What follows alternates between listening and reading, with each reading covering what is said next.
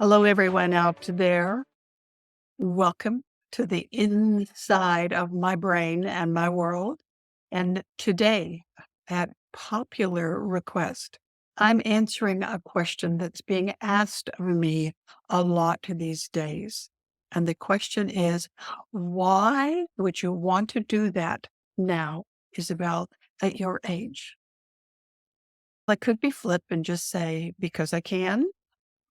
Or I could be pretty honest and say, because I have a t-shirt that says, because I said I would.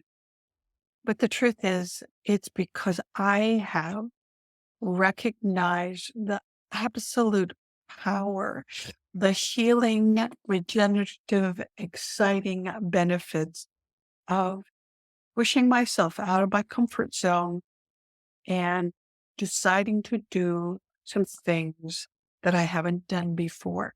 I've talked a little bit about that in previous episodes, but specifically today, I wanted to talk about this whole thing about why would you do that at this age?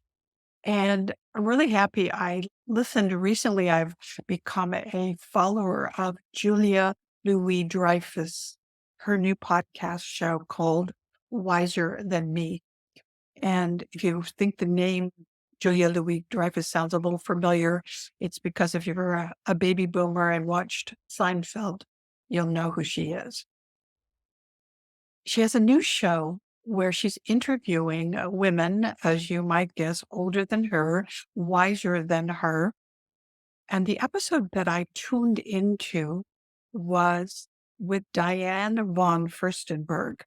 Now, she's a famous fashion icon, the designer and the innovator of the wrap dress that we all loved in our day and continue to. Actually, it's one of those dresses that makes everybody look good and feel good. Diane is 76 now, and she's still going strong in so many ways. And she had a lot of wisdom to share. So I'll put a link to the show in my notes. I especially loved her perspective on when people say, "How old are you?" That she stops them and she reframes it into, "I have lived 76 years." Instead of asking someone how old they are, we should say, "How long have you lived?" And I loved that perspective, that really flipping it on its head, thinking about, am not, I've been saying that I'm 68 years young right now on the eve of 69 in not very many more days, and how excited I am about that. And all of this has brought flooding back to me a lot of the things in my lifetime that contribute to me feeling this young, this vibrant, and excited about the future ahead of me. I recently interviewed Jean Price on this show and talked about her realization at age 74, young, that she's already lived more of her life than the remaining future for practical considerations. And that brought me back to thinking about a time in my life when I was part of an executive coaching program called the Strategic Coach with Dan Sullivan. And one of the many things that I thank him for and the lessons that I learned as a client of that venerable institution was his exercise called the Lifetime Extender. And that was about 20 years ago that I went through that exercise. And at the time, I remember the discomfort I felt at that age being asked, what is the number? What's my number when I expected I will die? Now, that's not something that I had been prepared for that day. And judging by my colleagues in the conference room that day, most people weren't. And so there was a lot of shuffling and heads down, etc. But we were required to work through this exercise. So I wrote on my worksheet the number 88.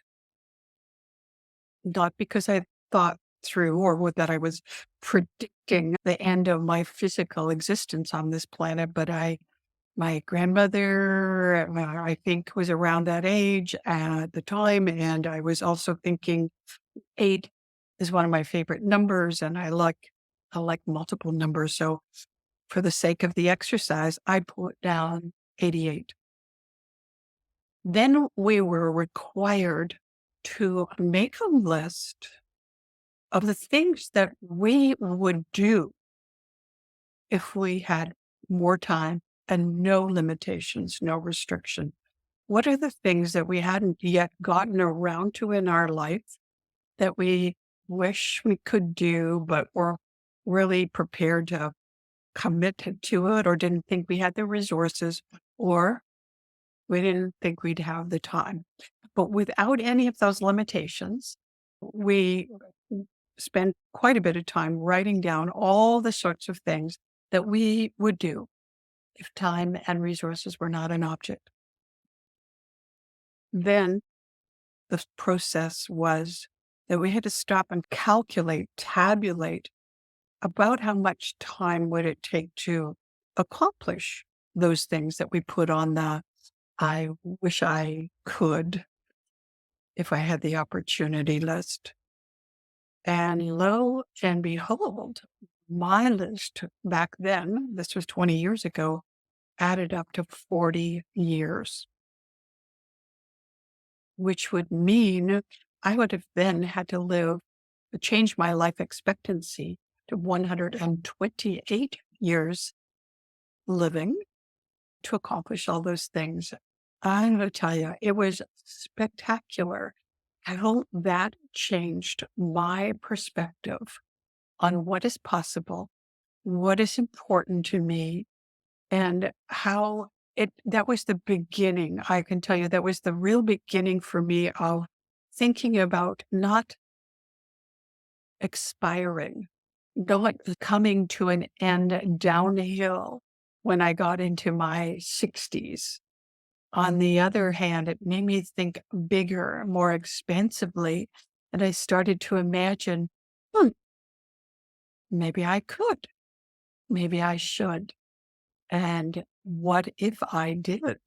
How would that change my legacy? How would I adjust my expectations of who I am, how I want to show up in the world, what my future self is, who I want to become if I thought of doing all of those things? And that's probably about the time that I started to think about Lift as You Climb, that knowing in opening myself up and raising my sights to what is possible in my lifetime, if I just go for it, how that I could positively impact others, people close to me and people I haven't even met yet. The other thing that I think is Dan Sullivan put in perspective for me too is that the cause of death, in his opinion, there are 3 causes where people end their lives, their physical life ends. And there are 3 reasons. And those 3 reasons are they have no friends. We know this is statistically proven that people that are lonely will die younger. No friends, no purpose.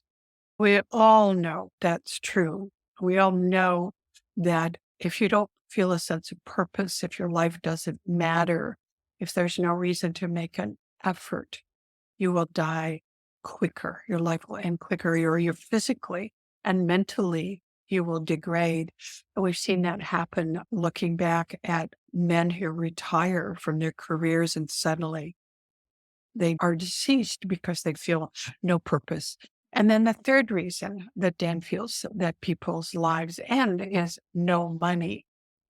And so not having the money, the financial resources to maintain a healthy lifestyle, to be active, to have a purpose, to do things, certainly to remove the stress and the fear associated with not being able to have quality care, quality food, quality relationships. There they are. Think about it. Put it in perspective.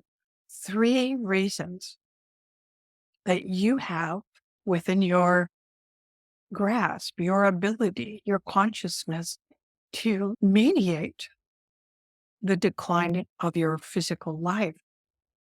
Being conscious of your friends, the kinds of people that you associate with, kinds of people that lift you and buoy you up in your love of self and love of life and love of living.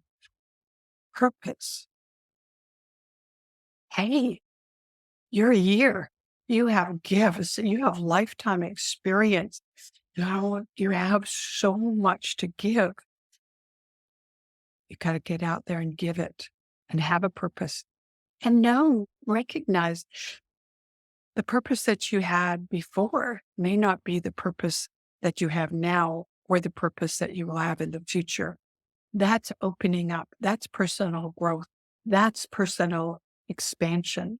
Those are the things that I think are incredibly wonderful and excite me about my life every day.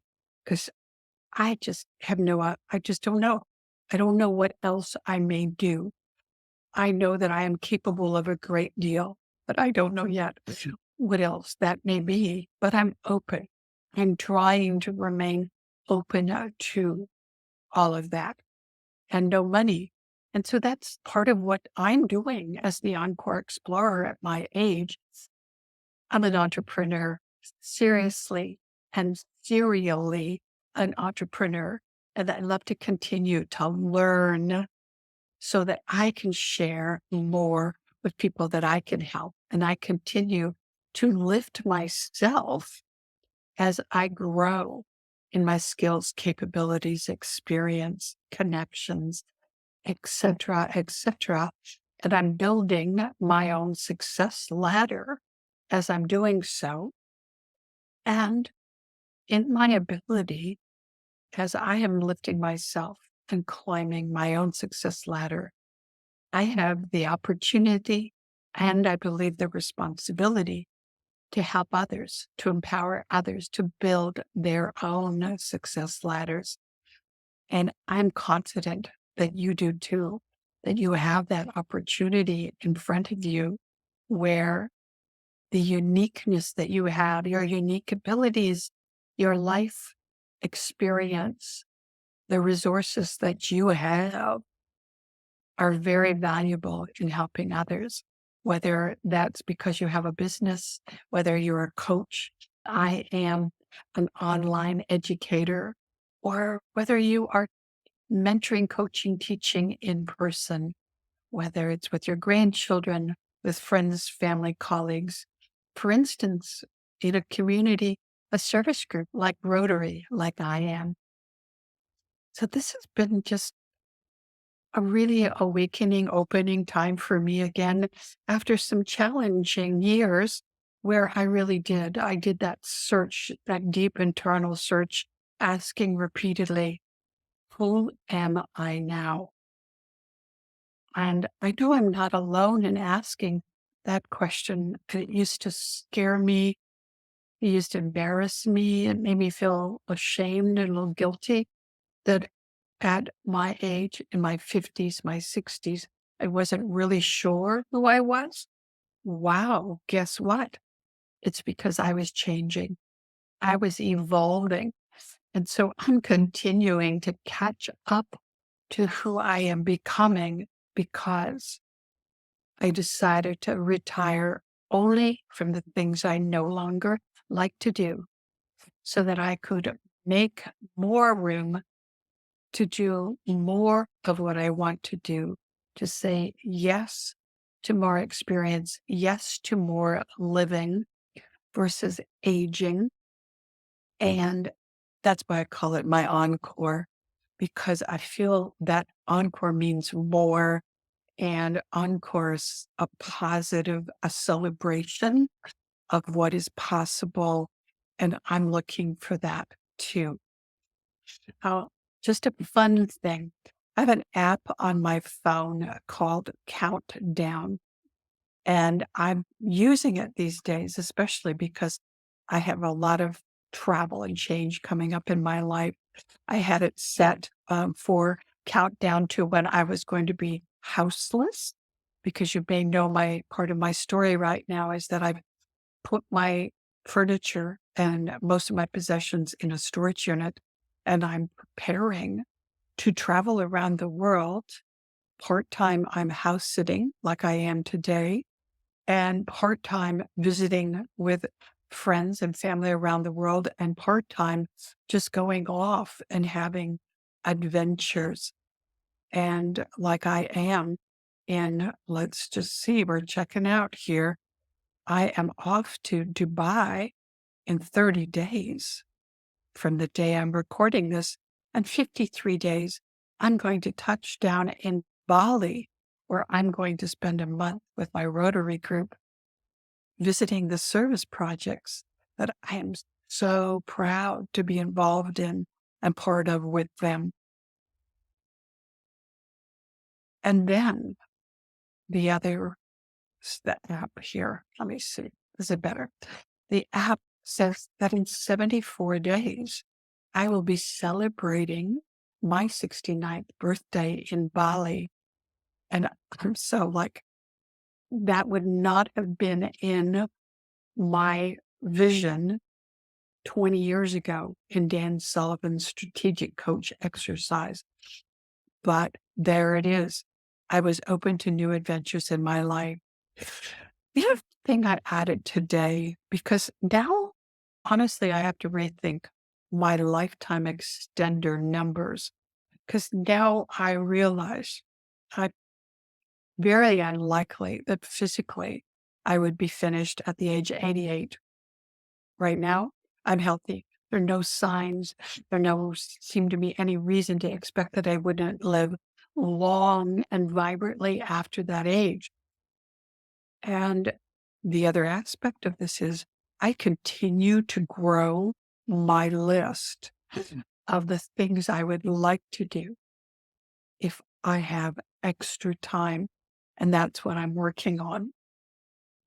Sharing with you, I've now set my countdown app to track my 100th birthday. And I love the fact that I can do this because I can do it by the months, the weeks, the days, the hours, the minutes, even the seconds if I want to.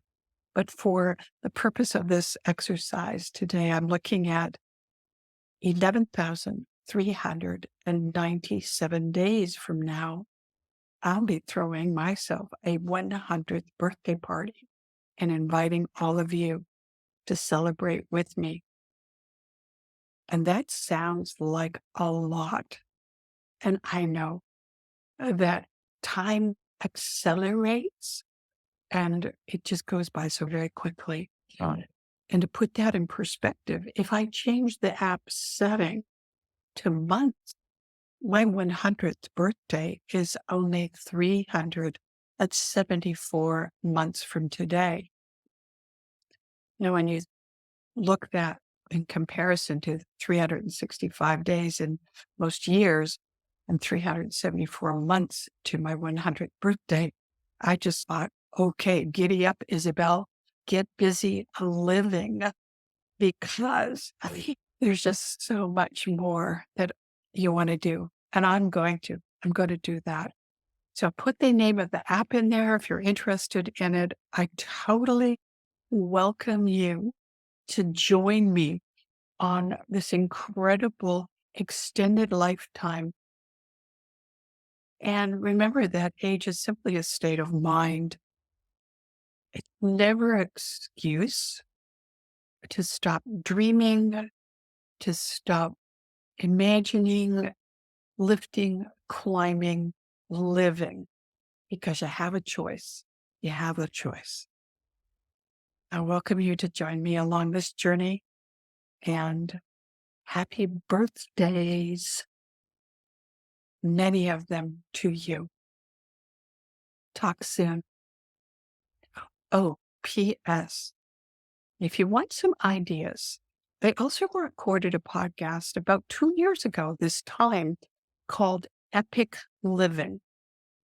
And no, actually, correction, it's called Do Epic Shit. It's along those ideas, but it might give you some other thoughts on how to create your epic list. And also that I no longer have a bucket list.